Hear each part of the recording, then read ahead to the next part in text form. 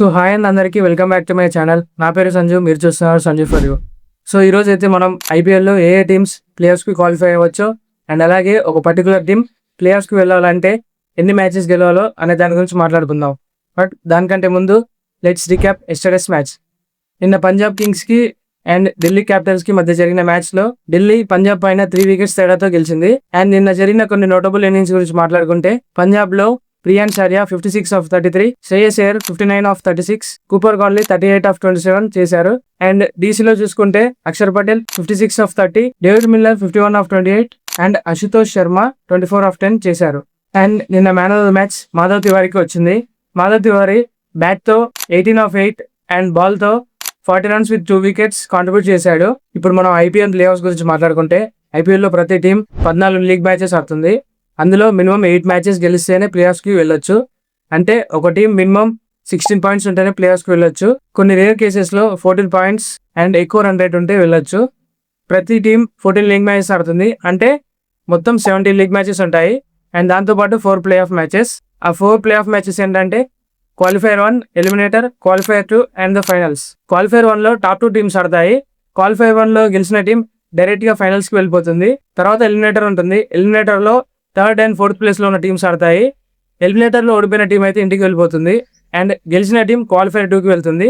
Qualifier 2లో qualifier 1లో ఓడిపోయిన team and ఎలిమినేటర్లో గెలిచిన టీం 2 ఆడతాయి.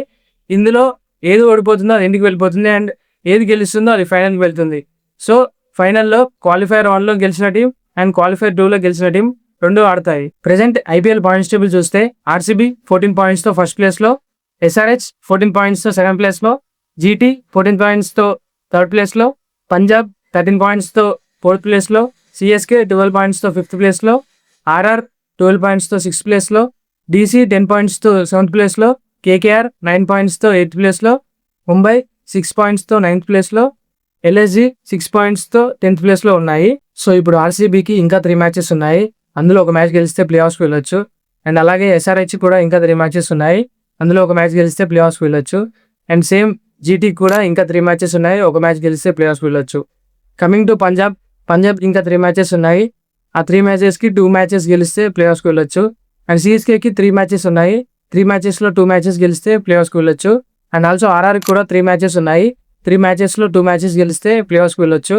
అండ్ కమింగ్ టు డీసీకి ఇంకా 2 మ్యాచెస్ ఉన్నాయి. డీసీ ఆ 2 మ్యాచెస్కి 2 మ్యాచెస్ గెలిచినా కూడా ప్లే ఆఫ్స్కి వెళ్ళే ఛాన్సెస్ అయితే చాలా తక్కువ. అండ్ కేకేఆర్కి ఇంకా 4 మ్యాచెస్ ఉన్నాయి. కేకేఆర్ ప్లే ఆఫ్స్కి వెళ్ళాలంటే 4కి 4 గెలవాలి. సో కేకేఆర్కి ప్రతి match do or die. And మిగతా teams like Mumbai Indians and Lucknow super giants are ruled out from the season. ఈ 2 టీమ్స్ అస్సాం ట్రైన్ ఎక్కేశాయి.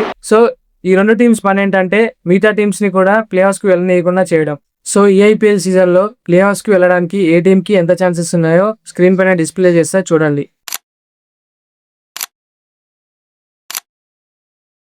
సో ఈరోజు జరిగే మ్యాచ్ గురించి మాట్లాడుకుంటే ఈరోజు sunrisers Hyderabad versus Gujarat Titans match ఉంది. సో ఈ 2 టీంలో either sunrisers Hyderabad or Gujarat Titans ఏది గెలిచినా సరే ఆ టీం ఈ సీజన్లో ఫస్ట్ క్వాలిఫై అయిన టీమ్గా ఉంటుంది. సో ఈరోజు ఏ టీం గెలుస్తుందని మీరు అనుకుంటున్నారో కింద కామెంట్ చేయండి. So that's it for this video guys.